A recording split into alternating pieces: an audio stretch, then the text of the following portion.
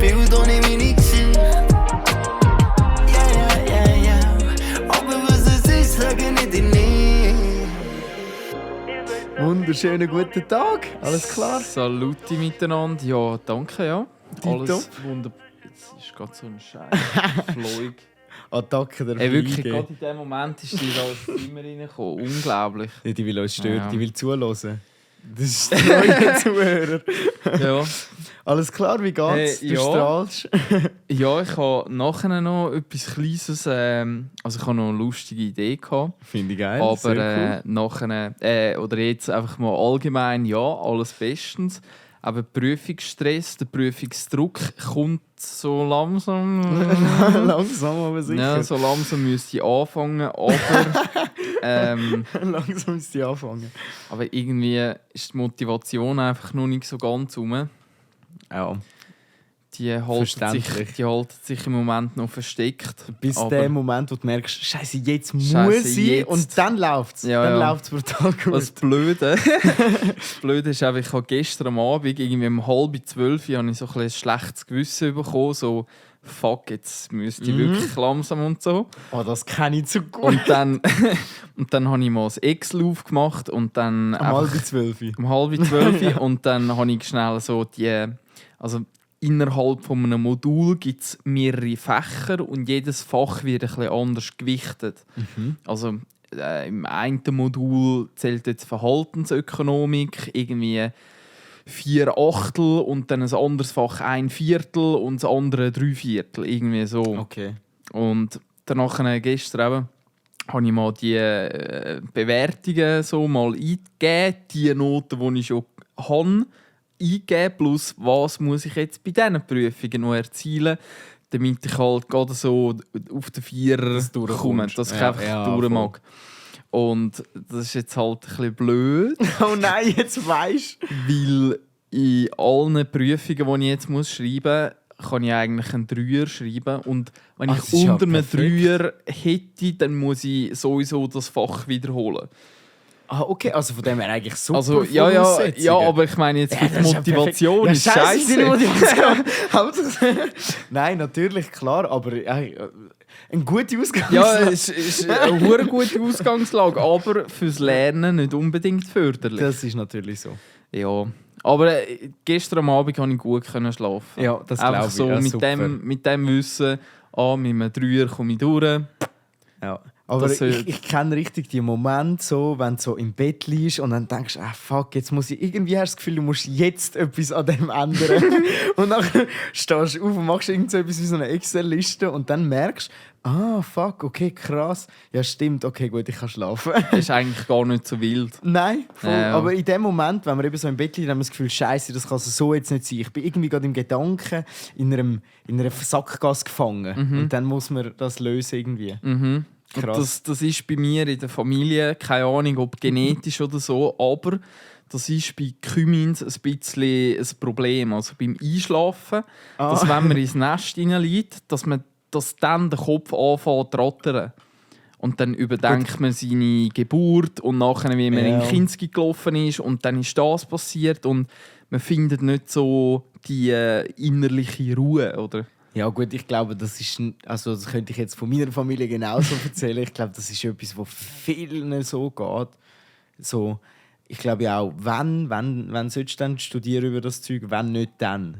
Also von dem her macht es ja schon Sinn, dass du in dem Moment dann über das nachdenkst. Aber es ist natürlich eigentlich eben nicht förderlich. Ich glaube, wir haben das sogar schon mal da im Podcast gesagt. Dass so, Ist es im Podcast es oder kann auch sein, dass es ausserhalb? privat war. Auf jeden Fall, wenn so um eine gewisse Uhrzeit, dann gibt es einfach keinen Grund mehr, jetzt dein Leben komplett zu hinterfragen. Es gibt es einfach nicht. Das kannst du dir auch morgen noch überlegen. Und wenn es so wichtig ist und eine Aufleuchtung ist, kannst du es dir auch noch morgen überlegen. Eigentlich die Moral einfach meistens, wenn es nicht so ist jetzt wie bei dir, so die krassen Fragen, die löst man nicht nach dem 2 am Morgen. Nein, definitiv nicht. Aber in dem Moment bist du irgendwie so in Rage und Ja. du steigerst dich in etwas rein und hast das Gefühl, du kommst zu neuen Erkenntnissen. Aber am Ende des Tages schlafst du einfach scheiße, am nächsten Morgen bist du trotzdem scheiße müde. ist alles scheiße. Ja, ziemlich scheiße. Ja, alles. Darum gestern am Abend das Excel Voll und geil. das hat mich dann dort ein bisschen können beruhigen. Ja, positiv. Ja. Gut. Und bei dir, lieber André? Ja, bei mir eigentlich gar nicht so viel, wie es irgendwie letzte Zeit immer ein bisschen ist. Aber Geburtstagsparty hatte ich. Also nicht ich, sondern meine Verwandtschaft, respektive meine Eltern oder einer von meinen Eltern. Ja. Das ist von riesengroß Ja, schon ganz, unglaublich eingegrenzt auf zwei Ja, Menschen. auf 2 Leute auf jeden Fall. Ja, nein. Eigentlich ist es einfach, mein Papi ist 50 geworden. Und er hat mit 2 Kollegen zusammengelegt und haben ein grosses Fest gestartet. Grosser Bierwagen, richtig lässig gewesen. Und ich durfte den Job vom DJ übernehmen und bin dann der, der die Lieder eingestellt hat, damit die anderen Karaoke singen können. Es war mega geil. Es hat irgendwie schon Freude gemacht, so die 50-Jährigen zu sehen, wie sie so Party machen und Freude haben. Auch mit 50 noch. Und so ihre Lieder haben, wie wir das haben bei uns. Und so. Ja, es hat Spass gemacht. Es war ein cooles Erlebnis. Am Anfang waren noch alle Kinder dort. Dann habe ich mal wieder Fußball gespielt.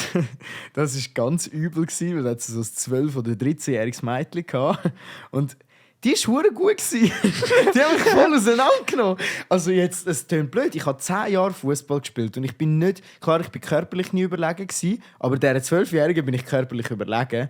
Klar, ich bin jetzt dort nicht... Am Mental hängen geblieben, Ich oder bin was? nicht- Nein, ich bin wirklich, ich weiß auch nicht. Also ich habe keine Chance gehabt, die hat verdammt gut gespielt. Ich bin nachher dann auch an den Tisch geguckt zur Mami und so. Und mich beruhigt hat es dann, weil sie macht jetzt schon mit 12 oder 13 zieht sie auf Basel und ist dort an einer Sportschule und tut also Halbzeit neben der Sek tut sie Sport machen, Fußball. Also von dem her habe ich mich nachher nicht mehr so schlecht gefühlt, dass sie mich auseinandergenommen hat. Aber es war schon ernüchternd in dem Moment. Nach 10 Minuten Säckchen, ich war tot kaputt. Völlig übermütig ist der Ball über den Haag gegangen, bin ich hochgeklettert über den Haag und habe mir gerade auf der Seite aufgeschürft. Ja. Es sieht, also für alle Zuhörerinnen und Zuhörer, es sieht wirklich nicht so lässig aus. Es ist nicht mehr so viel, aber es war recht roh. So. Völlig behindert, Alter. Ja, ich bin völlig nicht mehr fußballfest. Zumindest nicht mehr Street-Fußball. Aber Spass hat es gemacht, auf jeden Fall. Ja, auch sonst cool gewesen, ganz viele Leute getroffen, ganz viele alte Kollegen von meiner Mami, von meinem Papi getroffen.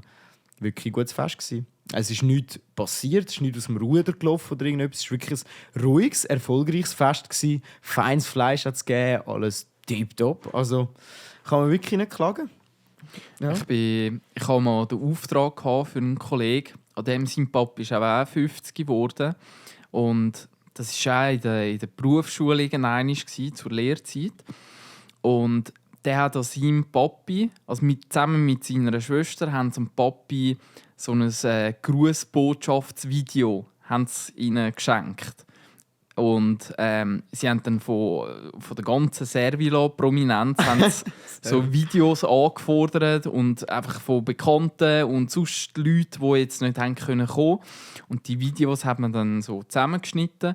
Unter anderem der Stefan Büsser. Ah, der Stefan ist- Büsser. Genau, Büssi. der Büssi ist dort in Der dem... Büssi, nicht der Büsi. Der Büssi. Der Büssi, ja voll. Büssi, ja. Ist dort in diesem Video, dann hat er so eine Videobotschaft geschickt. So gut. Der, wie hat er jetzt geheißen? André Reitenbuch. Oh Gott. Heisst der? Keine Das war mal ein ehemaliger Mr. Schweiz. Wirklich Servola Prominenz. Also ja, und anscheinend der Vater ist einmal mit dem André, ich bin jetzt auch nicht mehr sicher, irgendwie Reitenbuch, habe ich Keine gemeint. Ahnung, Ja. ich kenne Ist er den nicht. irgendwie mal wandern und er ist dort schon voll besoffen irgendwie in einer Beize. Und dort haben sie sich dann kennengelernt. Und der Pete Weber Ja, Pete Weber, also ist in diesem gut. Video auch drin gewesen und sonst eben Arbeitskollegen und sonst irgendwie. Und dort hatte ich dann auch die Ehre gehabt, eine Video-Grußbotschaft in das Video selber noch reinzuschneiden. Und ich habe dann dort, ich kann es jetzt nicht mehr auswendig aufsagen, aber am Schluss der letzte Satz war: Wenn ich an 50 Jahre denke, dann fällt mir zweiter Frühling ein. Das wird dann wohl dein letzter sein. Der ist böse, aber true. Ja. Das ist schon recht krass. Mhm. Also ich habe auch gedacht, wo sie dort zu Forever Young gesungen haben. Forever young, I wanna be forever young. Also nein, es ist wirklich, es ist Do you really want to live forever? Forever or never? Ja, es ist wirklich schon kurz Hühnerhaut gehabt, wo die dort gesungen haben. Weil ja, wir sind aber nicht forever young. Ja. Am 2. Frühling. Das Blümchen blüht noch einmal, bis es dann nachher eingeht. Ja. Ja, So ein bisschen in diesem Stil. schon ein bisschen, ja. Aber eben, du, es war cool, sie haben sich richtig Mühe gegeben. Eine Kollegin von ihnen ist Malerin. Und, also, die malt einfach schon mega lang. Die freut sich, wenn ich ihre Malerin sage. Auf jeden Fall hat sie hure geil, so im Marilyn Monroe-Style, wo man die 9 Bilder sieht. Weißt du, die 9 Porträts von der Marilyn Monroe, wo sie so in verschiedenen Farben, ich glaube 3 verschiedene Farben und dann so Gemälde einfach vom Porträt, ja. Ist mega bekannt und sie hat das von den 3 Partygebern hat sie das gemalt. Und das hat hure geil ausgesehen. Mega in gross, also wirklich so 1 Meter auf 1,20 Porträts von ihnen und dann haben sie die gross aufgehängt und überall auf den Tisch so als 9er-Sättchen angelegt. Also es war wirklich von A bis Z cool gewesen, ja. Du bist dort eben DJ gewesen. Dort bin ich der DJ gewesen, ja. Voll. Also der Spotify-DJ. es ist wirklich witzig, sind dann Leute zum Teil zu mir gekommen, ja, und du machst denn das? Hast du auch Musik? Also die haben wirklich gemeint, ich sage voll der DJ. Aber bin ich nicht gewesen. Ist ja in dem Sinne ein Kompliment. Total. Ja, die Anlage hat einfach cool ausgesehen, weil halt der Typ, der das gebracht hat, hat einen grossen, jetzt darf ich nicht falsch sagen, Verstärker, dann das Mischpult und halt noch so ein Steuergerät für die Boxen nachher, für die grossen Submover und Boxen. Und dann hast du halt 3 so Kästen auf dem Pult gehabt, mit grossem Mischpult, wo ich nur einen Regler gebraucht habe. Und es hat halt geil ausgesehen. Aber wirklich Das Mikrofon hast du auch gehabt? Mikrofon haben wir auch gehabt, mit Kabel sogar. Let's go. Ja, ich habe sogar so einen Button gehabt, der so gemacht hat. Aber ich habe ihn nicht benutzt. Ich habe gefunden, das ist nicht mein Publikum. Ja, also Den ganzen Abend nie gedruckt? Nein. Nee. Aber für was auch? Ich habe auch die ganze Zeit mit dem Gedanken gespielt, einmal einfach die Musik abzudrehen und sie singen dann so. Aber ich kann ihnen dann den Spass nicht verderben. Ja. Ja. Es ist wahrscheinlich nicht gleich oder vergleichbar mit dem Coldplay. Die haben ja, glaube ich, letzte Woche. Coldplay-Konzert war im letzten. Irgendwie gefühlt die halbe Klasse aus der Schule war dort. Ja, aber es muss auch cool gewesen sein. Ich habe so viele TikToks gesehen von Leuten, die ausser am Stadion die ganze Straße zugestellt haben und alle dort gestanden sind und geschaut und gefilmt haben. Also, hey, ich bin dann draußen gestanden. Ja, aber es ist schon krass, was das für das Ding ist. Jetzt ist ja Frauenfeld. Heute, wo wir das anfangen aufnehmen, ist der erste Tag. Morgen zweite, wenn die Folge rauskommt. Ja, Frauenfeld. Wäre ich eigentlich noch gerne gegangen, aber es ist so schnell gekommen und dann habe ich es völlig verhängt. Also ich war ja mal in Frauenfeld, einfach unfreiwillig und auch am Open Air, aber auch unfreiwillig. Und das war während dem Militär, wo ich in Frauenfeld war. Und der Aussenposten ist genau auf dem Festival-Areal. Ja. Und es hat so einen Stützpunkt gegeben, wo du so in der 2. Etage und dort hat es plötzlich, wo das Open Air angefangen hat, hure viele Feldstecher rum gehabt. Und danach hast du gesehen, so 20 Soldaten, alle an den Fenstern, so mit dem Feldstecher am Geiern. Oh mein Gott, Digga, das darfst du nicht zu laut sagen. Nein, das darfst du wirklich nicht zu laut sagen. Also wenn ihr dort Soldaten Ich bin mir sicher, die haben definitiv das Festival Bewacht. angeschaut, die haben die Künstler angeschaut, die haben die schönen Acts genossen. Fertig. Wechseln wir das Thema. Ja. Zu viele Details muss ich da nicht preisgeben. Nein, apropos das Thema wechseln. Mir fällt gar nichts ein, das ist ein bisschen blöd. Ja, Aber ich habe gesehen, deine Liste ist lang. Ja, so lang ist sie nicht unbedingt. Ja, aber im Gegensatz zu meiner ist sie lang.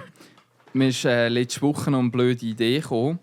Also eine neue Idee für eine neue Rubrik, die wir einführen können. Blöde Ideen sind immer gut. Und ich würde einfach vorschlagen, das machen wir so lange, bis wir es mal vergessen oder bis es uns mal auf den Sack geht. Es gibt ja Sternzeichen. Ja. Und es ist immer lustig, wenn die Zeitung lesest oder sonst irgendetwas, das scheiß Horoskop vorlesen. Und also ich halte nicht viel von diesen Sachen, aber es ist trotzdem unterhaltsam, um sich das so ein bisschen durchzulesen. Und manchmal hast du das Gefühl, das bin ich und so. Ja, es ist ziemlich witzig, so Zeugs durchzulesen. Vor allem, es ist ja so, bei uns in der Schule ist das ein Beispiel gewesen für Texte, die viel sind, aber nichts sagen. Also, wenn man sich ein bisschen darauf achtet, das ist oft bei Horoskop irgendwie so. Du hast so einen Text, der auf jeden könnte passen. Auf jeden oder auf gar keinen. Ja, aber das finde ich geil. Und darum, ich habe jetzt mal, du bist ja eine Jungfrau. Ja, ich bin Jungfrau. Und ich habe herausgefunden, das habe ich auch nicht gewusst. Und Sternzeichen bin ich Loi. Nein, Entschuldigung, der Joke. Was? Nein, egal. Ich Du bist jetzt auf Loi gekommen. schlechten Joke kann ich machen. Ja, weil du gesagt hast, du bist Jungfrau und dann, wenn ich den Joke erkläre, ist gar nicht gut. Ach so. Okay. Gut, lassen wir so einfach mal im Raum. Und ich habe jetzt auch hier herausgefunden, es gibt nicht nur ein Wochenhoroskop, sondern es gibt sogar ein Tageshoroskop. Und das ändert von Tag zu Tag? Anscheinend. Also ich weiß auch nicht. Aber wir lesen es mal vor. Vom 6. Juli 2023 an alle, die das möchten nachschauen. Ich bin hier auf vogue.de. Oh Gott, also der grösste Trash wahrscheinlich. Aber Sternzeichen Jungfrau. Titel ist «Ein frischer Wind». Sofern du willst, erlebst du heute einen außergewöhnlichen Tag. Du kannst den Rahmen des Gewohnten leicht überschreiten und Neues kennenlernen, wenn du nur die Gelegenheit nutzt. Erotische Spannung. In deiner Beziehung dürfte heute einiges los sein. Vielleicht hast du eine festgefahrene Situation zu klären. Eventuell eskalieren Unstimmigkeiten in einem Streit. Falls du bereits reinen Tisch gemacht hast, besteht die Chance, einen tollen und lebhaften Tag zu zweit zu verbringen. Und dann das Letzte, die Pflicht für das eigene Wohl zu sorgen. Falls du keine Lust hast, die Pflichten des Tages auf dich zu nehmen, solltest du für ein paar lustvolle Momente sorgen. Leiste deinen Einsatz nicht nur für deine Firma, sondern auch für dich und tu etwas für dein persönliches Wohlbefinden. Oh Gott, Alter, das ist ja eins zu viel. Es Hast passt du wirklich dich da voll... Also ich habe in meiner guten, gesunden Beziehung zu meiner Hand habe ich Höhen und Tiefen. Nein, es ist ja unglaublich. Also bis auf das, dass ich keine Beziehung habe, trifft es verdammt gut zu. Weil eben, es könnte auf jeden zupassen. Gerade der Erste, der gesagt hat, mit dem frischen Wind und neue Sachen erreichen. Ich meine, ich habe heute im Stegenhaus bei mir in der Wohnung gefilmt mit der Cam zum Ausprobieren. Habe ich noch nie gemacht. Du könntest das alles, die Sätze könntest du auf irgendwelche Sachen abmünzen. Ja, es ist verdammt zutreffend. Ich denke, nein, es ist komplett... Also, eigentlich hat es hat viel gesagt, aber das haben wir doch nichts gesagt. Also irgendwie ist es, wenn ich will, ist es heute ein guter Tag. Wenn ich nicht will, dann nicht. Wenn ich will, dann ist es ein guter Tag mit der Person. Wenn nicht, dann nicht. Und es könnte sein, dass ich mit frischem Wind reingeistere, aber über Sachen streite, die ich sonst nicht streite. Also, ja, das ist crazy. Totaler Bull. Jetzt weiss ich nicht, willst du mies... Ich Ja, ich habe lese mies aber noch nicht angeschaut. Ja, dann lese ich dies vor, das finde ich perfekt. Jetzt muss ich nur mal schauen, weil die Webseite kackt gerade ab. Sie ist Vogue. Sie hat gerade Streik. Sie muss kurz auf die Straße demonstrieren. Sich festkleben. Genau. Jetzt mal so. Jetzt müssen wir hier den Steinbock finden. Oh, der Steinbock. Du bist wie meine Schwester. Die ist auch Aber Steinbock. Ich weiss jetzt nicht, ob du noch auswählen musst. Ja, ich musste drauf drücken. Also, warte mal. Okay, jetzt muss ich... Wo hast du einfach so das 6. Juli und dann Herausforderungen so? Ja, wahrscheinlich hast du einfach den Text, oder? Einfach den Text, wo unten drauf kommt. Ja. Okay, gut, perfekt. Also, Herausforderungen gesucht. Abenteuer sind jetzt willkommener als zu anderen Zeiten. Vermutlich möchtest du die Fesseln von Alltag und Gewohnheit abstreifen. Ganz du selbst sein und dich spielerisch zum Ausdruck bringen. Sport eignet sich gut, den geistigen Bewegungsdrang auszuleben. Aber auch jeder Wettkampfsituation, sei es im Privatleben oder im Beruf, begegnest du jetzt mit besonderem Elan. Genussvolle Stunden im trauten Kreis. Gefühle von Liebe, Freundschaft und Wärme lassen dich heute einen innigen Kontakt zu deinen Mitmenschen suchen. Vor allem für deine Herzensmenschen und deine Familienangehörigen dürftest du besonders viel Zuneigung und Zärtlichkeit verspüren. Wichtiger als Erfolg und Leistung ist dir zurzeit das Gefühl der Zugehörigkeit und zu geliebten Menschen. Beste Voraussetzungen für eine gehobene Stimmung. Da du ein entspanntes Klima verbreitest, begegnen dir die Mitmenschen mit Wohlwollen. Beziehungen gedeihen auf dieselbe liebevollen Boden besonders gut. Wenn du Konflikte ausgetragen hast, so eignet sich die Zeit gut dafür. Wenn du Konflikte auszutragen hast, so eignet sich die Zeit gut dafür. Okay, das passt ja gar nicht rein. Du bist bereit, sowohl auf die Anliegen des Gegenübers einzugehen, als auch die selbst klar zum Ausdruck zu bringen. Wunderschön. Aha. Ja. Du hast auch viel. Da könnte man jetzt noch über den Fleiss, über den Einzelgänger, hohe Ansprüche, sinnlich. Das sind alles so Sachen, das ist wie so eine Beschreibung von einer Meditation. Sinnlich. Einzel. Fleißig sein wollen. Ja, Digga. Ja. Naja. Messi, so. Ja, kann man, glaube ich, Digga, ich find's zuhalten, witzig. was man... Also, yeah. Es ist völlig wirklich viel und nichts sagen und doch viel und doch nichts sagen. Ja.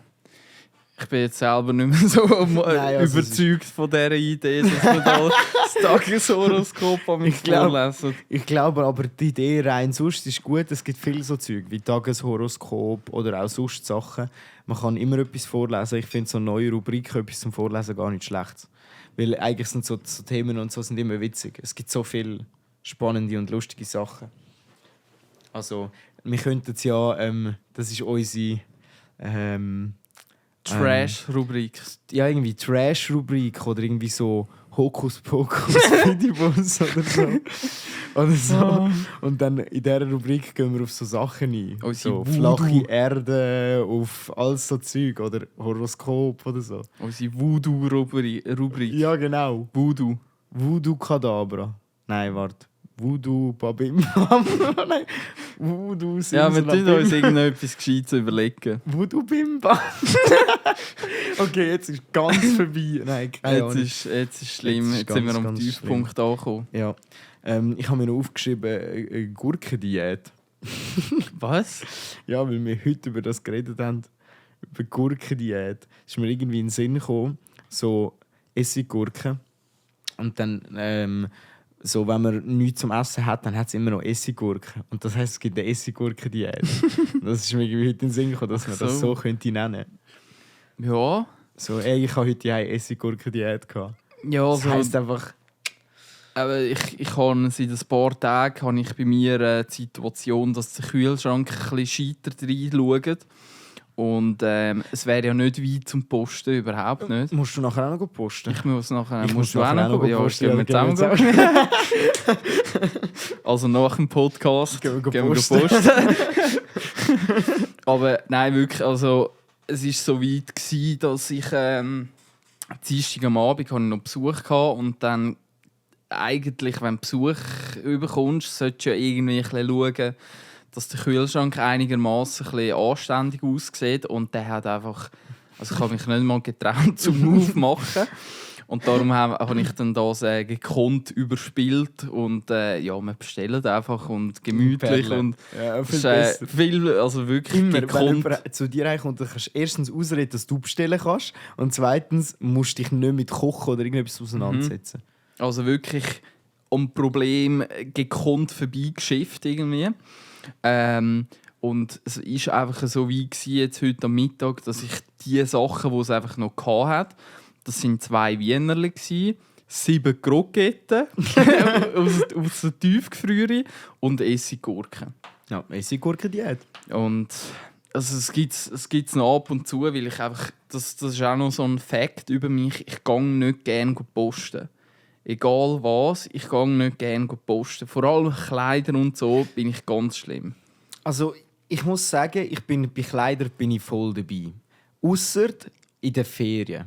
In den Ferien gehe ich auch gerne shoppen in dem Sinn. Go lädeln. Go lädeln, ja genau. Du laufst, ich bin weniger der die ganze Zeit in den Läden reinhockt, sondern eher, wenn es mal einen gibt, der mir wirklich gefällt und sonst ein bisschen durchschauen.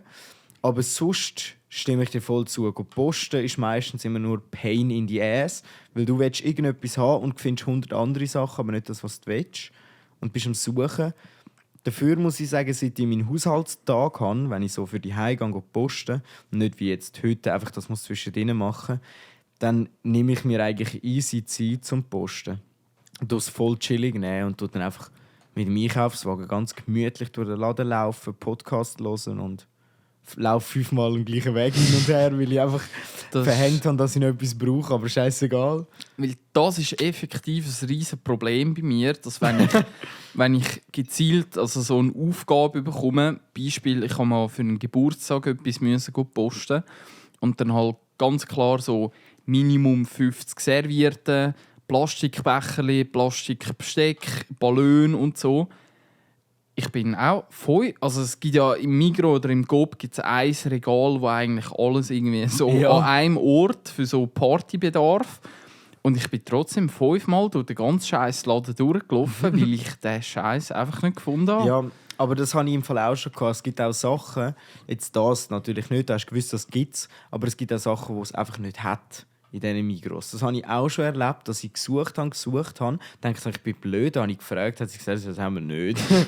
Und also von dem her, es kann auch manchmal sein, dass es wirklich einfach das nicht hat. Oder die Auswahl von dem, was du suchst, so klein ist, dass es halt wirklich einfach übersehen ist. Es hat so viele Produkte in diesen Regal. Das ist, glaube ich, bei mir das Problem. Ich sehe, es hat wie so zu viele Sachen im Regal und dann gehe ich strukturiert, so von oben links, immer so Linie für Linie, gehe ich eins weiter runter, bis ich eins gefunden habe und nachher fährt die Linie wieder von oben an und so. Aber ich bin da mehr der Stürmi. Ich tue dann einfach anstehen und schaue ein bisschen rundherum und wenn ich es sehe, sehe ich es, wenn ich es nicht sehe, sehe ich es nicht. Ich gehe da nicht so 1 Linie, 2 Linien, 3 Linien. Nee, bin ich zu ungeduldig dafür. Aber meistens weisst du auch, das ist auch ein Punkt, wenn du nicht weisst, wie es aussieht, was du kaufst. Das ist nämlich auch so ein kleines Ding, wenn du etwas suchst, wo du nicht weisst, wie es aussieht, dann suchst du nach weißen Servietten und es hat nur blaue. Und du bist die ganze Zeit am Servietten suchen und dann siehst du, ja, Dami, dort hat es ja Servietten. Aber auch nur genau die. Also das letzte Mal, als ich mich wirklich komplett blamiert habe, auf das bezogen, das ist bevor ich auf Kanada gereist bin. Und da habe ich für meine Gastfamilie, weil das sind auch Schweizer, die vor 15 Jahren auf Kanada ausgewandert sind. Und dort die Frau von diesem Bärli, die tut gerne backen. Und in Kanada gibt es einfach gewisse Sachen, gibt's einfach nicht, die wir hier in der Schweiz normal kennen. Und danach hat mir die Frau im WhatsApp so 5 Fotos geschickt. 5-mal Mandelmasse und 10-mal Backpulver von der Migros, das Päckchen und das und so. Und das ist alles irgendwie so ein Pastellpink irgendwie so von der Farbe her gewesen. Und dann bin ich mit meiner Tante zum Glück dort posten im Seedam-Center in der Migros. Und dann sie hat aber normal noch Einkauf machen und sie hat mir dann gesagt, ja, gehst du mal schon go suchen, vielleicht findest du es ja. Und nachher bin ich habe dann die Abteilung gefunden, die Bachabteilung oder das Regal. Und dann bin ich vor dem Scheiß gestanden und ich habe nichts gefunden. Ich bin jetzt ohne Scheiß 5 Minuten vor so einem kleinen Regal gestanden und ich habe von diesen 5 Fotos, die sie mir geschickt hat, kein einziges Produkt gefunden. Scheiße. Und in der Zwischenzeit meine Tante durch die Gemüseabteilung und sie hat schon den halben Wagen hat sie vollgeladen gehabt. Und ich dann irgendwann retour gelaufen. Hey, es tut mir verdammt leid, aber ich finde, kannst du mir helfen kommen? Ja. Und dann das Fiese, und das war wirklich das Fiese, von diesem Pastell-Pink haben sie auf Türkis umgestellt. Ah, das ist genau so ein bisschen die andere Das Richtung. ist richtig, ja. Das ist richtig So rot auf wichsermässig. grün so ein bisschen. Und nachher, eigentlich, es hat immer alles noch gleich ausgesehen, aber irgendwie, ja. Ja, eben, wenn so etwas Kleines nicht stimmt, dann am Schluss findest du es nicht. Wenn du schon im Schilf stehst, weil du nicht weißt, was es genau ist. So, Dr. Oetker, dies und das. Das braucht man sicher für irgendetwas. Das ist schon... Ja, dort bin ich masslos überfordert gewesen, aber meine Tante hat mir dann wirklich sehr gut können unter die Arme greifen und mich dort dann... Weißt du, das müssten wir mal machen? Wir zwei alleine lebende Männer. Wir müssen einen Kochkurs belegen mal. Einfach mal in einen Kochkurs gehen für einfache Alltagsgerichte. Weil das Ding ist, das habe ich bei mir gemerkt, oft fehlt es mir eigentlich nicht einmal am Willen, sondern an der Kreativität und der Hürde, die darin liegt, etwas Spezielles zu kochen. Weil es eben noch speziell ist. Weil ich glaube, wenn ich wüsste, weil bei gewissen Sachen weiss ich genau, was ich machen muss und so. Und das mache ich auch immer wieder.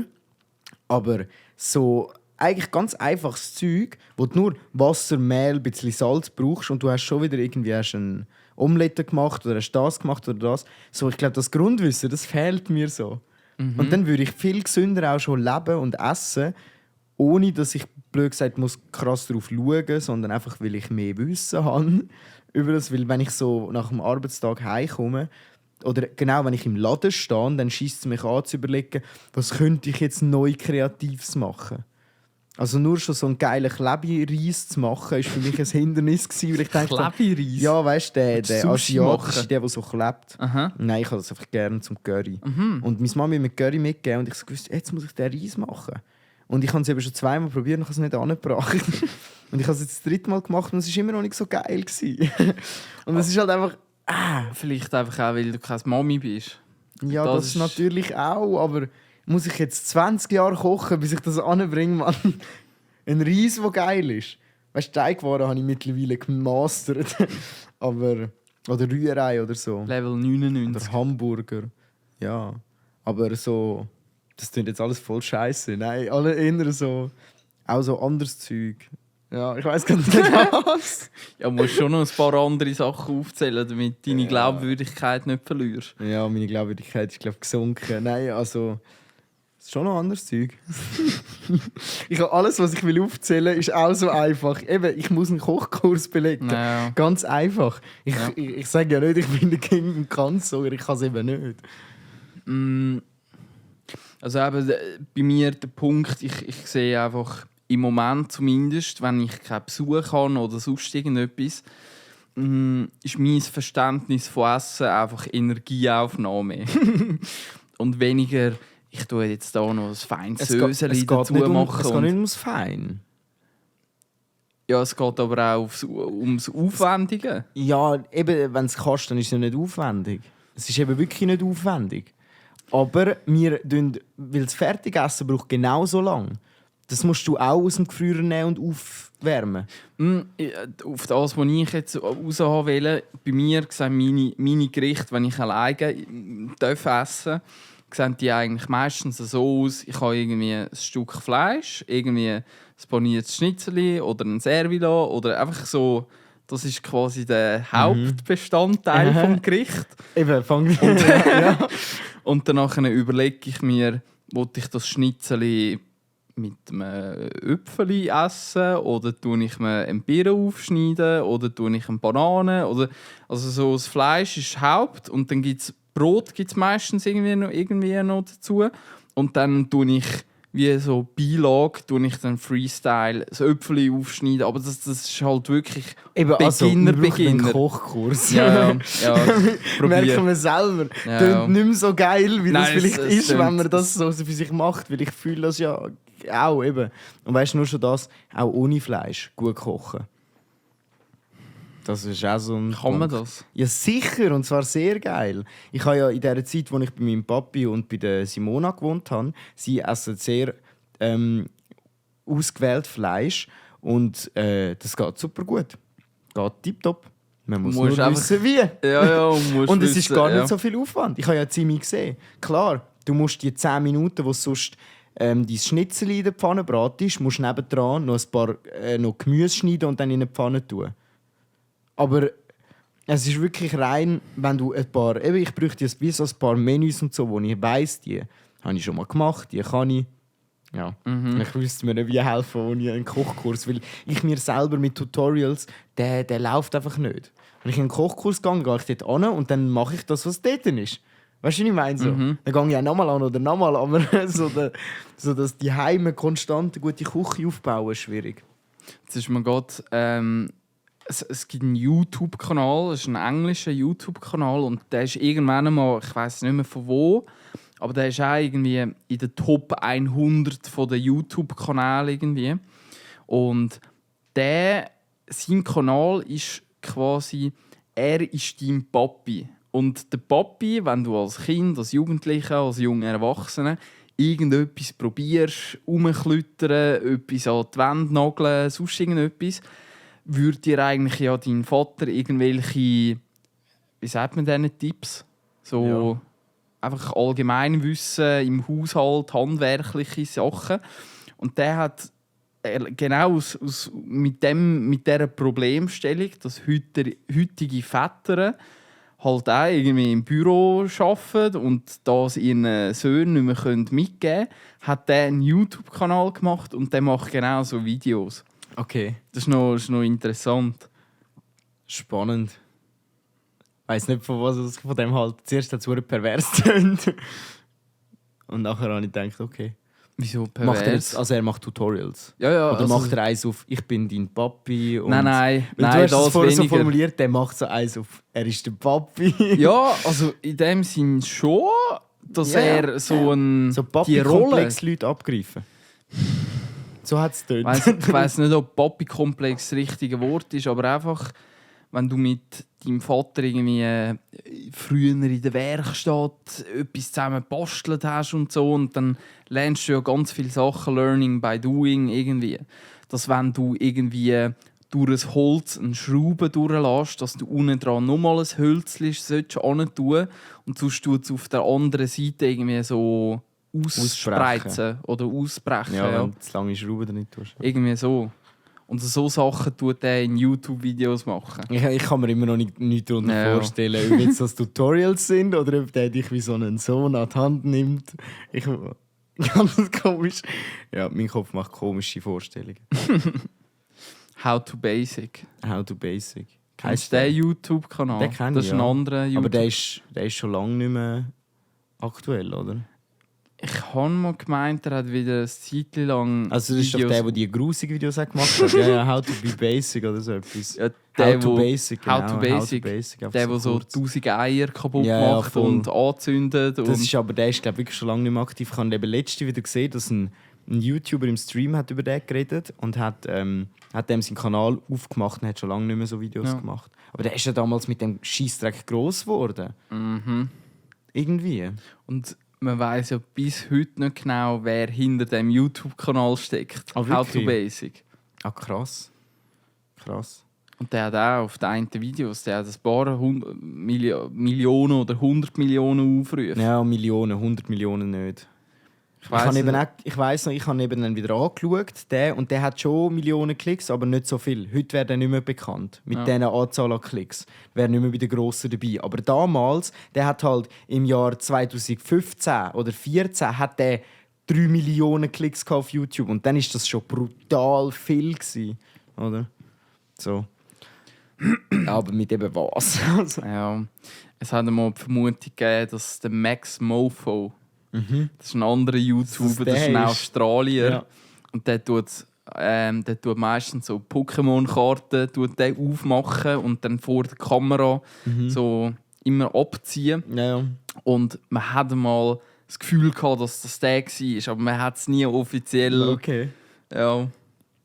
Ja, früher hat es ja noch mehr gegeben, YouTuber, die sich nicht gezeigt haben und so. Ich glaube, heute ist es schwieriger, dich ohne Gesicht bekannt zu machen, wenn du nicht etwas einfach mega gut kannst. So. Aber früher hat es das noch viel gegeben. Mittlerweile hat es nicht mehr so viele, die das noch durchziehen.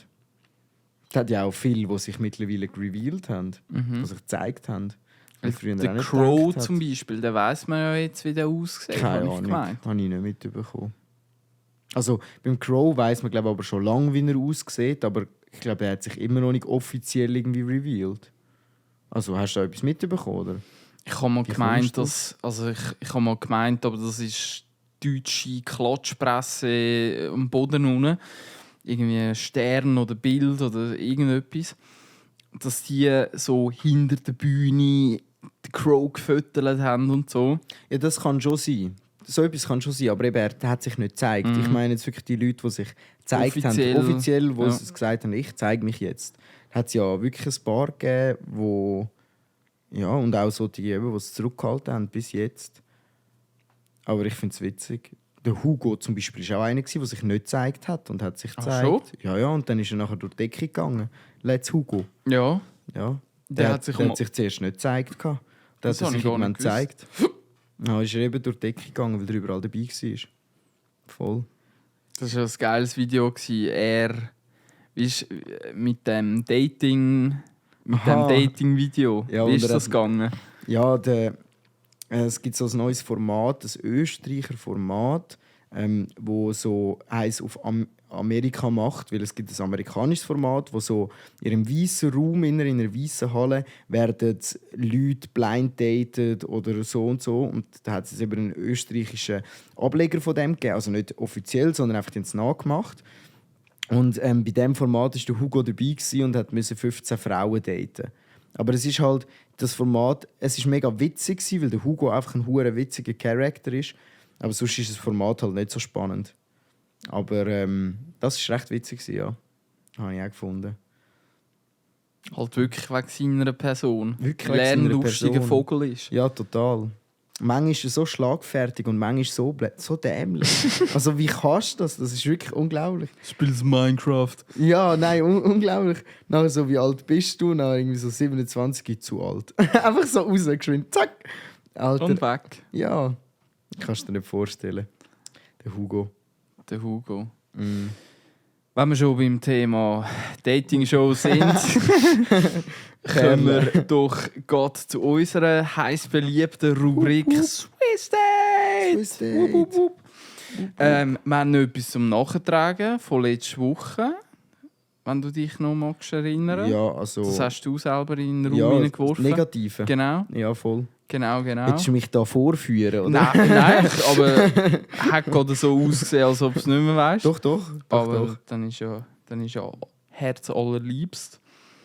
Yes. Jetzt ist die Frage, wer will sich zuerst unbeliebt machen? Also es kommt nicht so drauf an. Ich glaube, weil ich würde auch zuerst mal wieder vorangehen. Es ist halt auch wieder so ein bisschen, es ist wieder das, was negativ ist, kann man natürlich auch positiv sehen und umgekehrt. Aber es ist jetzt mehr auch der negative Aspekt, wo man betitelt. Ich glaube, was wir könnten machen, ist Eis. Ja. So, also muss jetzt nicht ich anfangen, wie du willst, aber ich fange so schon an. Ich habe So. jetzt gar keine Münzen, die wir irgendwie rühren Ja, können. das aber könnten wir schon. Ja, Münze egal. rühren. Was willst du, Also- oben oder unten? Ja, dann fange ich an. Jetzt habe ich schon Ich hätte oben genommen. Also gut. Soll ich anfangen? Fang schon an. Mache ich mich zuerst unbeliebt. Der erste Punkt, den ich mir aufgeschrieben habe, Oh Mann. ja, es Das ist verdammt scheisse. ja, es ist nicht so angenehm. Selber schuld. Ist ein bisschen manchmal unter Umständen ab und zu bei Das Gelegenheit. fängt ja schon gut an, Mann. Oh, Das fängt schon Mann. gut an. Aber das ist halt schon Kritik, die man nicht so Kritik ist immer offen kommunizieren. schwierig. Das ist schon so. Ja. Aber ich glaube, es sind keine Punkte, wo du dir selber nicht bewusst Nein, bist. nein, genau. Das Ich glaube, überhaupt das nicht. genau, geht bei mir auch so. Und Definitiv. ich habe mir gedacht, aufgeschrieben,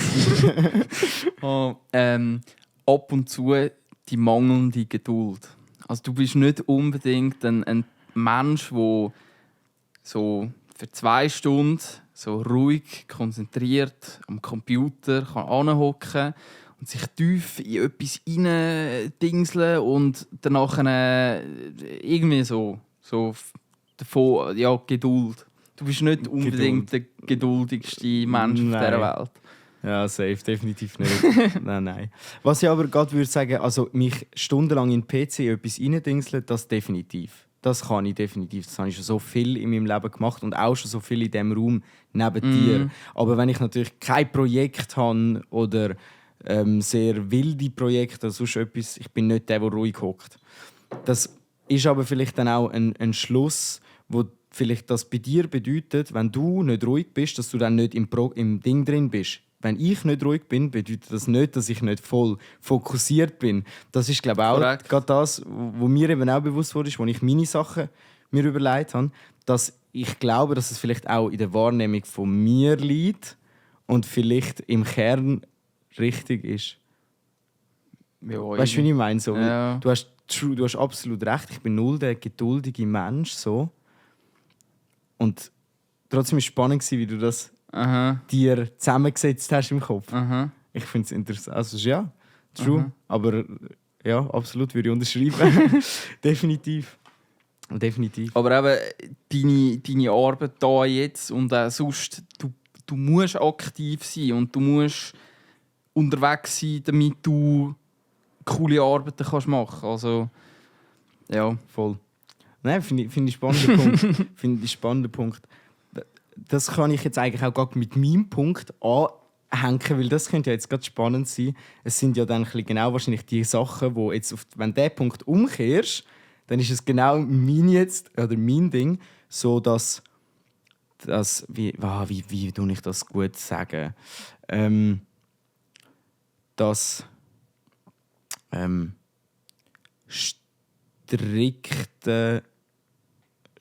das Strukturierte von ich mache jetzt das und dann mache ich das und dann Sequenziell. Sequenziell kann man das so nennen. Einfach so, ich hätte mir jetzt so gesagt. So dass ich kann ein Beispiel sagen. Wenn ich dich etwas frage, willst du mir das ganze Buch erklären. Ich habe dich aber nur etwas gefragt. Eine Frage. Ich glaube, so dass das mit dem viel zu fest alles begründen und untergründen und weißt du, es ist hure schwer zu formulieren. Wie sagen wir das? Sequenziell ist nochmal etwas anderes. Was ist sequenziell? Sequenziell ist zum Beispiel im Computerprogramm oder in der Logistik.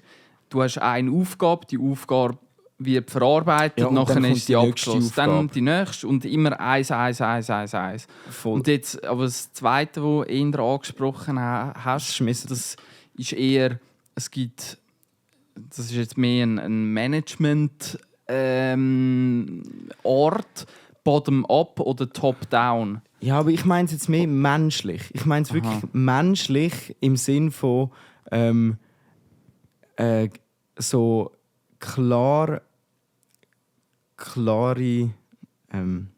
wie sagt man das? Nein, es ist hure schwierig zu beschreiben, aber ich glaube, du weißt schon, was ich meine. Die Leute wissen es halt gar nicht. Ich meine so, dass eben wenn ich jetzt zum Beispiel da am Arbeiten bin oder so und dann einfach etwas Kleines wissen oder so, dann habe ich immer das Gefühl, ich kann den Nils jetzt nicht fragen, weil sonst ist der Nils wieder komplett draussen, komplett abgelenkt und alles, obwohl ich eigentlich nur kurz einen Satz brauche, der muss beantwortet werden. Ich will dich gar nicht rausreißen, weil das meine ich, so dass wenn du in deinem Ding rein bist und man etwas Kleines von dir braucht, kann man das von dir nicht holen, ohne dich mega zu stören. Und das ist manchmal schwierig, weil ich viele Sachen von dir brauche, weil du bei uns der Chef bist. Und ich weißt das. Jetzt habe ich es vielleicht ein bisschen besser ausformuliert. So dass gar nicht eben, das ist nicht mal unbedingt nur ein negativer Punkt, weil grundsätzlich ist es ja gut, wenn du so in deinem Ding rein bist, aber so fürs eigentlich genau das, was du jetzt eigentlich bei mir gesagt hast, im Umgekehrten. Ja. Eigentlich ist es genau das, also so kann man es ein bisschen umkehren. Aber eben, ich sehe das nicht unbedingt als einfach nur negativer Punkt, sondern es ist einfach, man ist anders. Weißt du, was ich meine? Darum funktionieren wir wahrscheinlich auch so, wie es funktioniert. Genau. Aber grundsätzlich ist das wenn man es so will nennen, eine negative Sache für mich, weil das für mich mega schwierig ist. Dann kann ich jetzt etwas fragen, kann ich nicht etwas fragen? Bin ich dann gerade wieder ganz draussen oder weißt du, so das. Ja. Aber das ist wirklich spannend, aber zum Glück machen wir das. Das ist jetzt wirklich interessant. Das ist jetzt aber auch mehr so ein bisschen das auf Arbeit bezogen gewesen, würde ich sagen. Also doch, ja, nein, eigentlich ist es recht zweite Punkt ist, ist bei mir jetzt auch ein bisschen persönlicher. Okay. Aber Oh, ich shit. muss mich ausreden Ja. lassen, weil nachher ich muss gerade einen Zusatz hinzufügen, weil ja ich habe mir der zweite Punkt ist mir ein bisschen schwieriger gefallen, um so zu suchen. Aber du hast eine besserwisserische Art. Und ich eben auch. Ist das der Satz gewesen? Ja, oder? das war der Zusatz schon gewesen. Absolut, ja. Ist so. Das ist so, definitiv. Das weiß ich auch, ja. Voll. Aber eben, Ja. ich eben auch.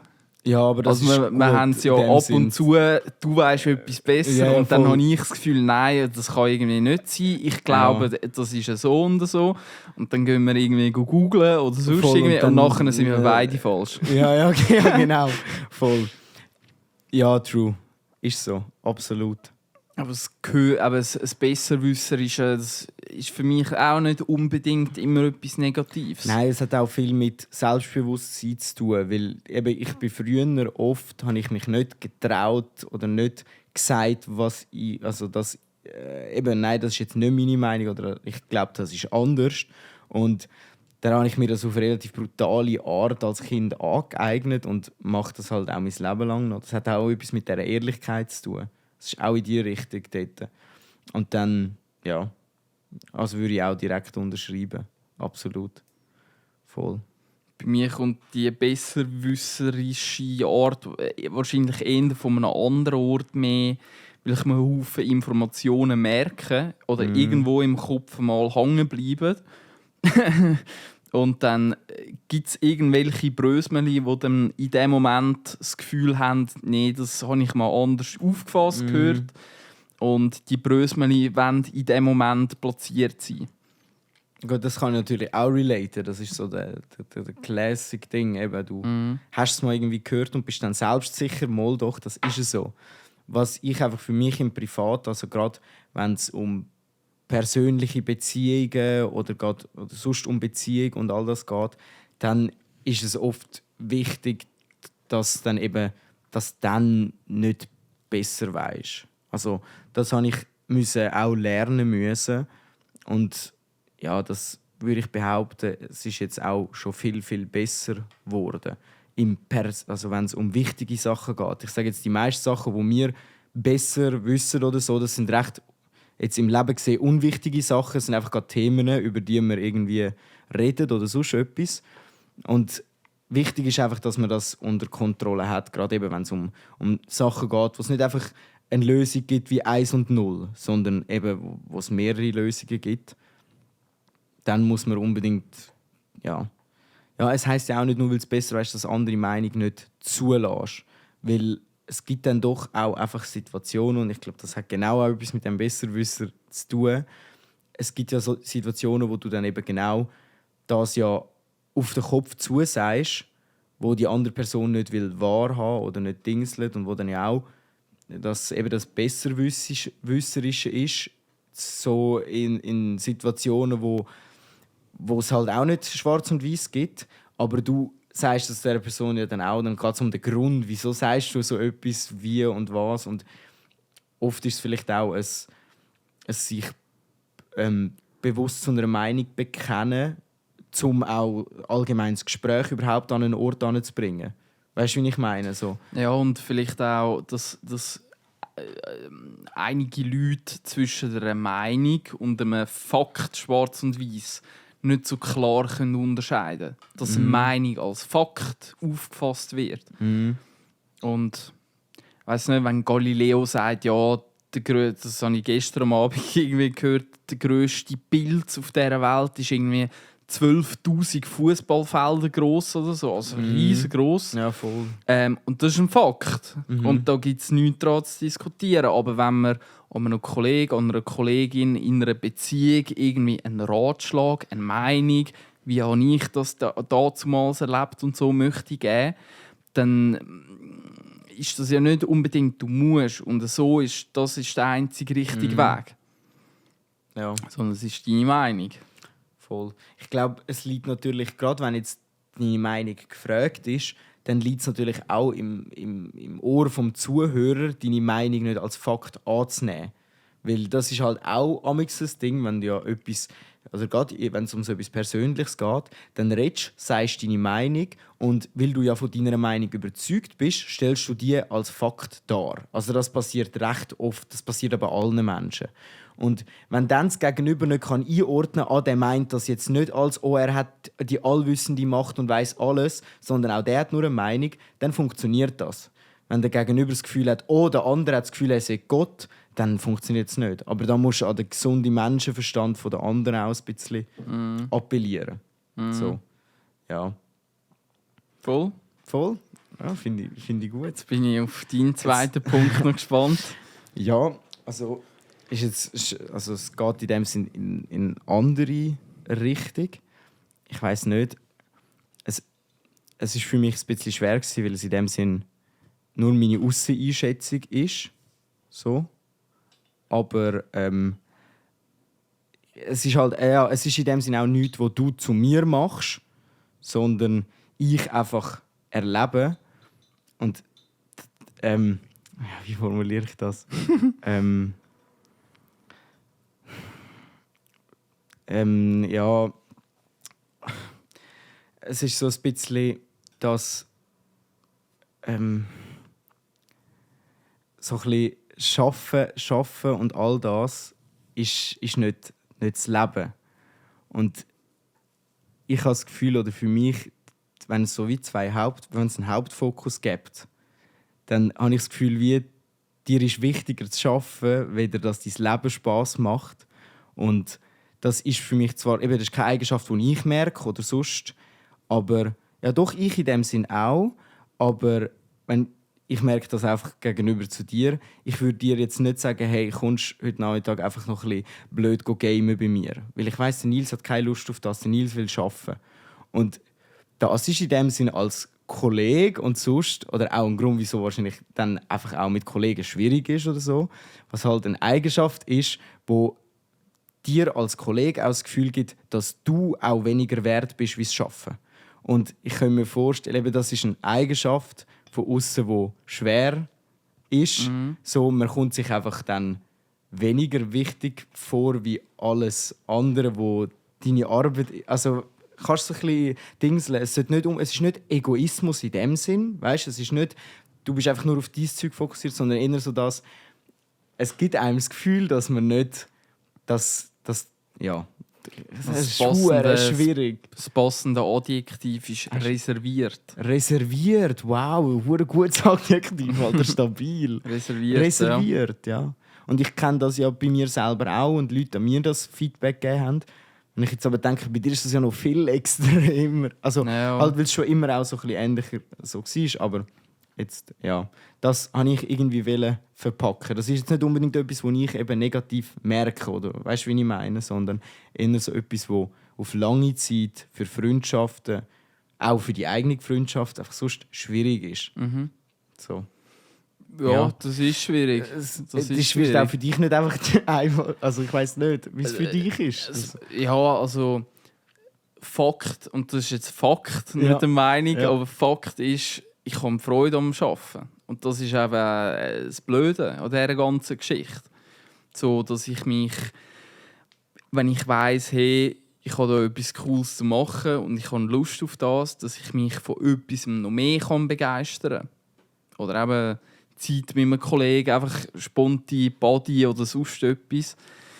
Das Argument kann ich dir nur halb abkaufen, weil ich dich ja kenne und sehe, wie oft du Sachen machst, die nicht wichtig sind. Und jetzt, dann ist es mehr für mich, dann kann ich mir nicht vorstellen, dass es dir nicht mehr Spass machen würde, mit Leuten Sachen noch zu unternehmen in dieser Zeit. Also,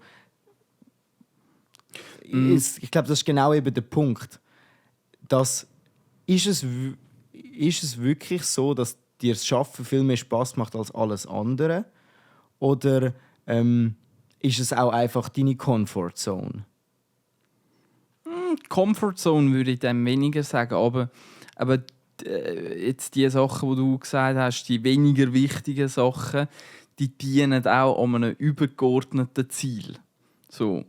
Und so, aber die kleinen Sachen führen Schritt für Schritt auch zu etwas Grösserem.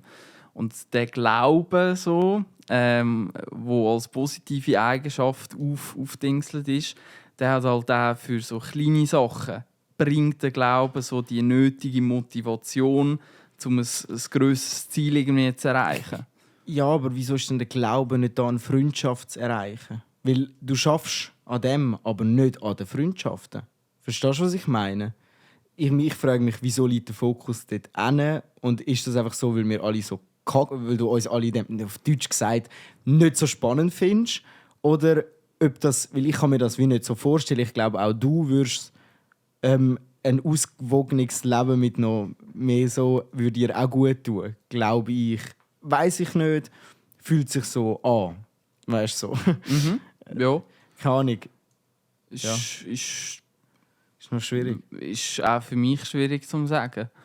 Aber das ist 2000, was ist das gewesen? Ich glaube, im 22 habe ich mir das auch ein bisschen als Neujahr-Vorsatz genommen. Ich bin eher, was so private Sachen anbelangt, bin ich halt eher ein Mitläufer. Also jemand macht ein Festchen oder so irgendetwas und dann bin ich eher mal noch dabei. Dann tauche ich eher mal noch auf. Aber ich mache weniger aus eigener Initiative. Und das war letztes Jahr auch der Grund, warum das eine Geburtstagsparty da in der Stube gegeben hat oder auch sonst. Irgendwie nächste Woche gehe ich auch am Dienstag oder am Mittwoch an ein Konzert und so. Und so Aktivitäten mache ich jetzt seitdem auch schon viel mehr. Jetzt immer noch nicht, dass ich jede Woche am Wochenende voll Festchen oder so. Gut, das meine ich natürlich auch nicht. Genau, das meinst du damit nicht, aber es war auch schon schlimmer gewesen. Ja, voll. Vielleicht kann ich es einfacher sagen, einfach so, das Feierabend machen. Irgendwann mal Feierabend machen und für Family und Friends da sein. Das. Genau. Das in dem Sinn wäre gegen aussen. Es ist ja rein für aussen. Dass es für dich so stimmt, ist ja auch super. Das soll ja auch gar nicht anders sein. Eben, wir sind da bei negativen Sachen. Ich meine, das ändert nichts daran, also gar nicht und so. Aber ich glaube einfach, dass das den Leuten aussen gut tun würde. Und im Endeffekt glaube ich, dass es dann eben auch dir gut tun. Das kannst aber nur du für dich selber wissen. So. Aber eben, das funktioniert halt auch nur, wenn man eben irgendwann Feierabend macht. Und ja, voll.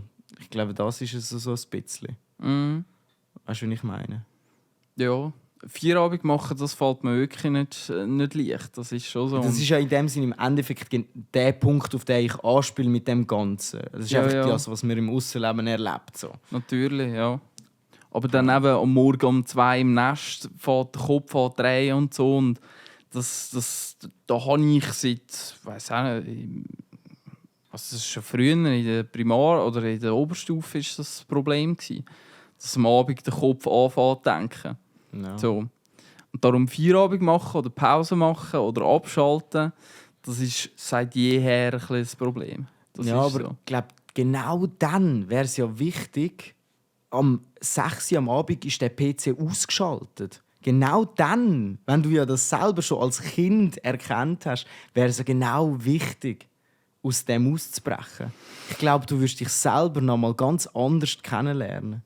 Das ist jetzt eine mega steile These. Ja, so, das ist eine steile These, weil ich eben das auch schon ein bisschen probiert habe und dann in diesem Moment eben viel, dann hängt eben so schlechte Gewissen ein. Hey, ich sollte ja noch und ich muss noch und ich habe morgen eine Prüfung, ich muss lernen und das und dieses. Und dann kann ich den Moment gar nicht richtig geniessen. Ja, aber dann ist es ja eben, dann musst du das üben, Digga. Sonst das wird nicht aufhören. Nur weil du nicht, also, weißt du, wie ich meine? Das ist ja kein also. Ich nehme mir viel lieber, und jetzt auch wieder zum Sequenziellen, ich nehme mir viel lieber gezielt, ich weiss, nächste Woche habe ich den und den Termin, da an diesem Abend habe ich noch nichts vor, So, ich gehe zum Mami zu Abend essen oder so. Und dann weiss ich so, an diesem Abend, der Abend gehört an diesem Mensch. Ja, absolut. Das machen, glaube ich, alle Menschen so. Das mache ich auch so, das macht meine Mami auch Ja. so, das macht, glaube ich, jeder so. Aber dass du in deinem Alltag das kannst machen. Das ist schwierig. Ich glaube, du weißt schon, was ich meine. Ich muss es nicht noch Aber, mehr ja, erklären. das Spontane, das Voll ist einfach schwierig. ein bisschen, ja, und halt auch eben das Leben zu leben. Ein bisschen. Das Leben ein bisschen leben. Definition vom Leben. Ja, halt einfach, das geht jetzt zu Ja, weit. ich weiss schon, was du meinst. Aber einfach so ein bisschen leben. Weil ja, keine Ahnung. Leben und leben lassen. Ja. Und ich meine, ich kenne das, es ist ja eben genau das Blöde, dass so eine Situation, wenn eben der PC muss ausgeschaltet sein, dass man dann merkt, Scheiße, das geht nicht. Das ist ja eigentlich genau das, was einem ja zeigt, hey, yo, ich will aber können den PC ausschalten und einfach gemütlich auf dem Balkon hocken. Und zwar nicht nur an einem Tag, wo ich mir eine Woche vor reserviert habe, sondern am Abend, weil der Kopf braucht irgendwann ein bisschen Luftzeit. So. Ich weiß nicht. Und dann kommt es auch mehr, hey, gehen wir heute miteinander irgendwo paddeln oder machen wir das, weil man hat ja Zeit. Und die Zeit nimmt man sich selber. Und ja, ich merke es halt wirklich, Kollegen finden wird nicht einfacher und Freunde behalten ist auch nicht einfacher. Und wenn man irgendwann 30 ist und all die Leute nicht mehr hat und all die Kollegen nicht mehr, weil man immer am Arbeiten war, dann kann man nachher Milliarden verdient haben und dort hocken, aber man hat keinen Menschen mehr, der sich für einen interessiert. So. Ja, Ja. das ist so. Weil das macht, also so denke ich bei mir. Darum denke ich, hey, ich muss einfach immer wieder Zeit haben für meine Homies, ich muss immer wieder spontan Zeit haben für meine Familie und so und so. Und das tut, oder gerade meine Familie hat das hure gut an, dass ich einfach spontan immer mal wieder ein bisschen vorbeigekommen bin, mal wieder ein bisschen so, auch von meiner Initiative aus. Ja, weiß nicht. Ja, ich kenne ja jetzt Voll. auch ein bisschen deine Familie und Voll. ich weiss jetzt eher, wie ihr so drauf sind und wie Voll. ihr tickt und so. Und das genau gleich hätte ich über eure Familie geredet. So, eben das Spontane, dass das viel mehr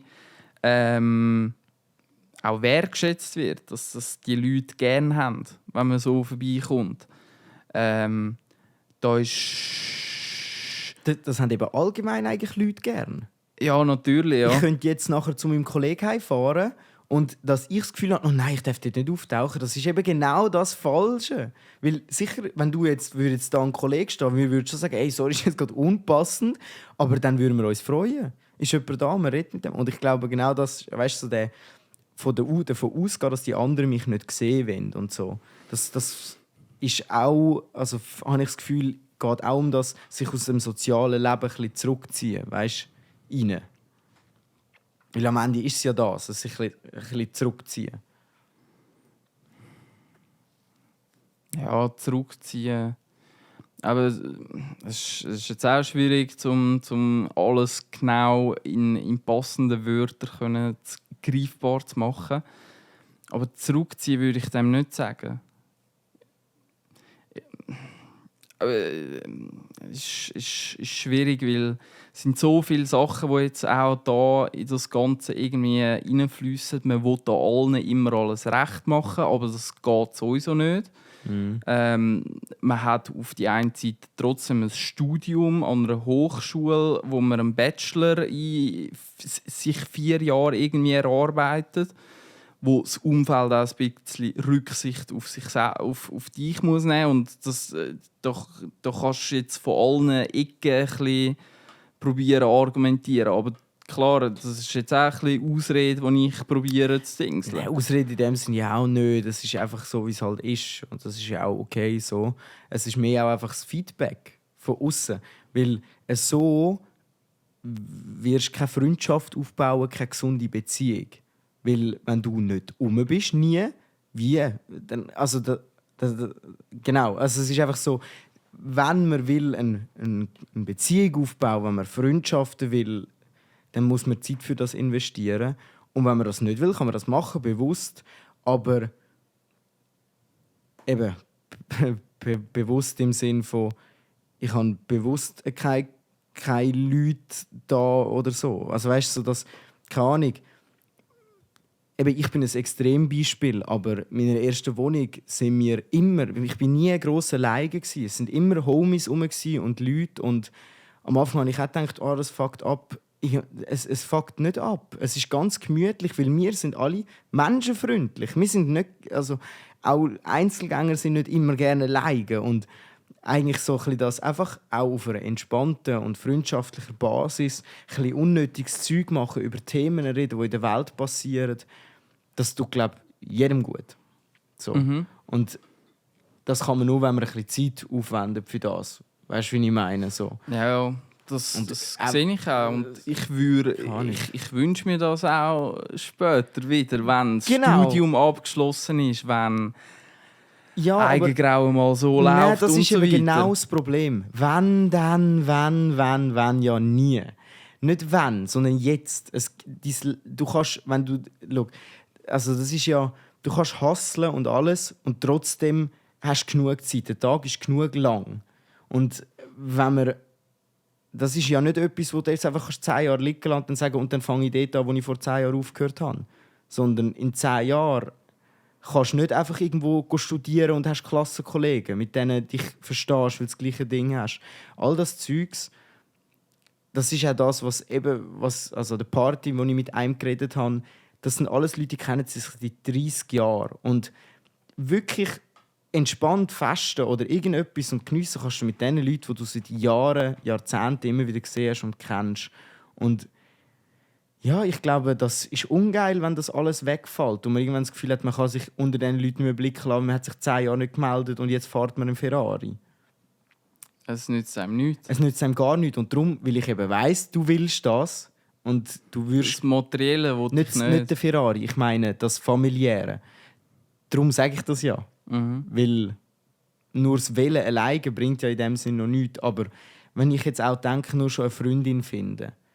Die besten Leute lernst du kennen, wenn du mit anderen Leuten unterwegs bist, an Partys oder sonst etwas. Das, so Sachen, alles, also da kommt ganz viel mit, sozial. Wir sind soziale Tiere. Und ja, das ist jetzt eine lange philosophische Frage über das Ganze. Aber es ist auch ein krasses Thema, weil es betrifft alle. Es geht allen auch ein bisschen so. Crazy Thema, ja. Weißt du, auch mir geht es so. Ja. Aber ich freue mich, das ist ja irgendwann im August die Motto-Party, ja, voll. wo wir beide gehen. Voll. Und dort kommen wir auch mit ganz vielen neuen Menschen ins Gespräch. Total. Und so. Und dann weiss ich, ich habe jetzt 3 Monate Sommerferien. Sonst rundherum läuft jetzt nicht gerade unbedingt viel. Alle sind sonst in den Ferien und so. Und dann habe ich den Kopf viel mehr an einem anderen Ort. Bin ich gespannt. Dann habe ich das Gefühl, kann ich mich auch viel mehr in Momente hineinversetzen. Ja, ich für mich, das muss jeder für sich selber, habe gelernt, dass das Zeugs alles Ausreden sind und ich in jedem Moment muss ruhig sein oder glücklich oder zufrieden. Es gibt Extremsituationen, aber das, was du gerade erlebst, ist keine Extremsituation, sondern wenn du jetzt kurz vor dem nicht bestehen wärst, aber du hast, überall musst du ein 3 haben. Haben wir am Anfang darüber geredet. So, es gibt keinen Grund, bis jeden Tag um 12 Uhr noch irgendetwas zu machen. Ich glaube, das ist mehr so der Ansatz. Ja. Es ist wirklich so. Weißt du, als ich Depressions hatte, als ich in der Lehre war und es mich komplett gefickt hat, habe ich auch gemeint, ja, wenn das anders ist und wenn das anders ist, dann geht es mir nicht so. Und dann hat mir wirklich der Psychologe müssen sagen, hey, nein, es geht ihnen gut, sie haben jetzt kein Problem, jedes Problem, das sie haben, kann man lösen. Es gibt keinen Grund, jetzt zu sagen, jetzt bin ich unzufrieden oder jetzt bin ich gestresst, weil nachher bin ich dann nicht mehr gestresst. Das ist immer ganz, ganz, ganz schwierig. Weißt du, das, ja. Das ist schon klar, du bist jetzt im Studium und dies und das, aber das meine ich ja auch gar nicht unbedingt, oder? Ja, es sind halt auch bei der Arbeit sind einige, also ab und zu so Geschichten, wo am Morgen ein E-Mail reinkommt, aha, Mehrwertsteuerabrechnung, das und bis Ende Woche muss gemacht sein. Sonst gibt es die Firma gleich nicht mehr oder irgendwie so. Ja. Und dann kommt der Pressure automatisch von Ja, aussen. aber weißt du wieso? Weil du keine Zeit hast, weil du dir alles voll klatschst. Hättest du Zeit, würde ich das so ein Mail nicht aus der Bahn rühren, weil du hast Zeit. Verstehst du? Nein, verstehe ich nicht. Also, weißt du, es geht Also mehr die darum... Woche ist taktet mit Kundenprojekten, Genau, am Montag Schule, Die Woche alles ist taktet, rundherum. die Woche ist durchtaktet und ohne wirklich viel Freizeit. Mhm. Und wenn dann natürlich noch 3 Sachen dazukommen, wird es immer stressiger. Wenn du jetzt aber Freizeit eingeplant hast, dann kannst du sagen, okay, ich tue dort etwas von meiner Freizeit weg und tue das rein. Und wenn dann etwas zu viel kommt, weisst du es auch, hey, ich habe keine Freizeit mehr oder sonst etwas. Und dann kannst du sagen, da mal und nächste Woche nicht mehr. Aber wenn du schon keine Freizeit hast und dann noch mehr kommst, schon klar bist du immer im Stress. Also verstehst du jetzt, was ich meine? Wenn du Zeit hast, dann ist auch spontan sein nicht mehr so schwer. Dann ist auch kreativ etwas einfach machen, weil man jetzt Bock hat, kein Problem mehr. Und wir haben keinen Chef, der uns zwingt, jeden Tag da zu hocken. Und von dem her, der einzige Chef ist in seinem eigenen Kopf, der einem zwingt, da zu hocken. Und ja, keine Ahnung. Manchmal, ja, eben, das ist einfach stressig und alles andere außenrum geht nachher. So, eben, mal einen Kochkurs machen oder so. Nein. Ist jetzt im Moment auch nicht Prio 1. Ja, wieso nicht? Ja. Wieso nicht? Wir haben ja Zeit. Eigentlich hätten wir Zeit. Er muss sich Zeit nehmen. Ja. Das ist der Punkt. Ja, aber man kann sich die Zeit nehmen. Es gibt viele Leute, die können sich die Zeit nicht nehmen. Wenn du ein alleinerziehendes Mami bist und 2 Jobs hast und Kinder zu Hause, dann hast du keine Zeit. Dann kannst du dir auch keine Zeit nehmen. Aber wir haben so viel und die ganze Zeit uns so am Stress auszusetzen, ist nicht gesund. Auch für den Nils nicht. Nein. Ich bin belastbar. Aber Definitiv. Wie sagt man? Die Klippe in der Brandung. Ja, der Fels in der Brandung. Also ich wäre schon lange in der Psyche, wenn ich so viel arbeite wie du. Aber es ist jetzt auch kein riesiges Kompliment, dass man viel arbeiten muss. Überhaupt nicht. Aber auch, es macht mir Spass. Ja, voll. Aber ich hoffe, dass da nicht zu viel an den Arsch geht. Das ist schon so. Ja. Und wenn du dann am Freitag nur über irgendwie Umsatz oder sonst irgendetwas kannst reden mit deinen Kollegen, dann weisst du, hey, Kollege, du lebst nicht. Ja, du schaffst nur. Das ist mir schon bewusst. Ist mir ein bisschen da, eigentlich wirklich. Ich habe jetzt schon zum 100. Mal. Unglaublich. Aber gut, ich habe gewusst, dass die negativen Dinge uns werden lang in Anspruch nehmen. Ja, ist crazy. Aber es war trotzdem gut gewesen. Ja, aber es ist ein spannendes Thema und jeder hat seine Vorbelastungen und seine Einstellung zum Leben und alles und drum und dran. Man könnte das letzte Thema gerade umkehren. Ich nehme es ab und zu einfach zu chillig. Also weißt, man kann es genau umkehren. Also es ist wirklich alles immer nur so halb so heiß, wie es gegessen, wie es gekocht wird. Also, ja. Und es sind alles Meinungen, keine Facts. Total. Ja, ist halt wirklich so. Aber mehr als Meinungen bringen uns auch, also bleiben uns da auch nicht übrig. Ja. Sehr gut. Sehr gut. Gehen wir zum nächsten Traktandum. Fix. Ich habe eine heutige Sitzung. Und dann machen wir nachher dann irgendeinen Feierabend. Noch einen Wochenausblick. Also wir haben das vom letzten Mal. Ich weiss nicht, ob noch Zeit für eine Frage. Also ich würde sagen, wir labern das noch gemütlich aus, aber keine Frage mehr, oder? Easy. Für ja, das. weil ich glaube, die Frage... Ist wieder so eine Töterfrage? Ja, das ist eine Töterfrage. Ja. Alter, wir können uns umnennen zum Psychologie-Podcast, Alter. Nee. Self-Psychology. Nee, lieber 2 Pushcast. Hobby-Psychologen, was auch. Weil beim Pushcast machen wir uns keinen Druck. Nein. Da können wir einfach... Ist aber wirklich... Gut, auf die andere Seite trotzdem. Jeden Donnerstag... Ich muss heute schauen, weil heute am Nachmittag müssen wir noch Pushcast machen. Ja. Das machst du in deinem Kopf. Genau, ja. Das mache ich mir selber. Darum bin ich nachher auch filmen gegangen und habe drauf geschissen. Ja. Darum haben wir heute auch noch so spät aufgenommen erst. Ja. Aber eben, da muss man manchmal drauf schiessen. Ja. Wir können ja jetzt einen Ausblick machen für den heutigen Feierabend. Auf den heutigen Feierabend? Ja, also ich habe mir Lego Star Harry Wars. Potter habe ich mir jetzt Harry- gegönnt. geil. Und habe jetzt angefangen mit dem ersten Ding. Da bin ich jetzt am Zocken. Das ist lässig. Ja, voll. Das ist immer so ein bisschen Kindheitserinnerungen. Weil halt Lego, wir haben immer die Lego Indiana Jones und so gespielt. Das war legendär gewesen. Und jetzt habe ich einfach gefunden, so, Harry Potter abgesetzt, nur noch 9 Stutz für alle 6 Filme, also für alles. Und ich so, ja, perfekt. Dann habe ich mir das Gönnen geholt. wir uns. Safe, jetzt bin ich Geil. wirklich am Zocken. Ja, sehr entspannt. Voll. Und mein Mitbewohner ist jetzt wieder back. Der Back war ja in in der the Ferien, gewesen, genau. Voll. Ja, eben noch posten müssen wir nachher. Genau, das hätte ich jetzt gerade Hättest du als jetzt gerade angeknüpft? Besserwisser Nils Ja. hätte ich jetzt wollen. Gut, posten musst du noch, Tommy. Aber ich habe es schon wieder vergessen. Aber posten sicher bei mir. Und nachher, wir haben ja schon mal ganz kurz etwas ein bisschen angekündigt im Podcast. Ah ja, etwas, stimmt. wo jetzt dann gleich kommt. Und das gleich, das spitzt sich langsam zu. Und das gleich hat sich auf morgen terminiert. Das gliedert sich auf morgen. Und darum der Pressure, wo wir uns selber machen, also wo ich mir selber mache, morgen stehen bei uns 5 Päckchen rum und die 5 grossen Kartons, die warten irgendwann dann zum verkauft werden. Und da haben wir auch etwas auf Social Media geplant, sogar mehrere Sachen. Viel, ja. Sogar viele Sachen, nicht nur mehrere. Und und ja, also ich habe heute schon ein bisschen rumgespielt und ich habe so einfach noch nicht ganz gecheckt, wie man da so gewisse Filtergeschichten. Ich wollte jetzt nicht zu viel. Ja, Aber, bin gespannt. ja, ihr seht es dann. Ja. Wenn ihr uns da auf Insta und überall folgt, dann voll. kommen wir sicher mal Luft davon mit über. Ja, ich glaube auch. Irgendwie Und- werden die schon mitbekommen.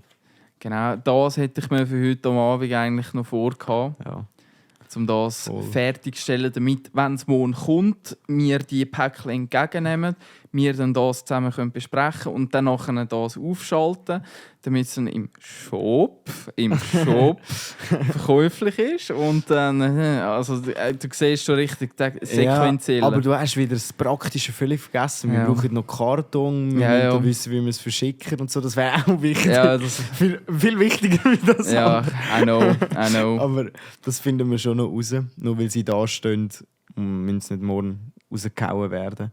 Das So. ist so. Wir haben auch noch andere Projekte, wo wir auch noch dran sind. Auch für das, also auch werbetechnisch kann man sagen, wo noch ein bisschen länger brauchen, weil die ein bisschen mehr Aufriss brauchen. Die werden dann aber erst in zweiter Linie kommen. Ja, aber bin ich gespannt, ist sicher geil. Voll. Und sonst eben Voll. Prüfungen, wo langsam im Nacken hocken. Ja, voll. Prüfungen lernen, Ja, weil auch der Safe. Dreier muss irgendwie erreicht werden. das ist so. Das ist Ich brauche keinen 5,5, überhaupt nicht. voll. Aber irgendwie muss ich trotzdem noch einen 3er anschiessen. Ja, voll. Ich würde sagen, es ist okay, wenn die nicht fertig werden und du dafür ein bisschen früher kannst ins Bett liegen. Ja, voll. Ja. Nein, ist doch cool. Und dann steht der Plan steht und ich stehe auch. Und wir haben schon wieder 82 Minuten gelabert. Crazy. Das ist ja unglaublich. Also wir sind wirklich jedes Mal erstaunt, wie lang dass wir einfach irgendwelchen Scheiß von uns Ja, aber geben. wirklich. Das hätte man als positive Eigenschaft von uns noch sagen sollen. Wir können einfach labern. Einfach labern, schnurren wie ein Buch. Wirklich. Ja. Aber später werden wir noch ganz viele Geschichten zum Erzählen haben. Ja, das ist so. Das ist Absolut. wirklich so. Voll. Ja, und jetzt müssen wir rausgehen, gehen erleben im Leben, um wieder Geschichten zu haben, um da können erzählen. Nächste Woche. Nächste Donnerstag. Woche. Am 3. Geht's weiter? Um 3? Also um 3 aufnehmen und am Freitag Aha, ja. dann publizieren. Ja, Bis stimmt. dann müssen wir die Folge wieder gefüllt haben. Ja, voll. Ja, so schnell geht's. Und dann kann ich dann wieder sagen, ja, eigentlich nicht viel. Ja, gut. Ja, in dem Fall würden wir uns verabschieden, würde ich sagen. Genau. Ab in Feierabend. Peace Bei out. euch ab ins Wochenende. Geniessen es. Ich glaube, das Wochenende soll es über 35 Grad im Fall noch. Oh, Frauenfeld, ihr werdet sterben. Ja, oh, wirklich. ihr werdet sterben. Mein Beileid, geniessen es. Peace out. Peace out. Ciao.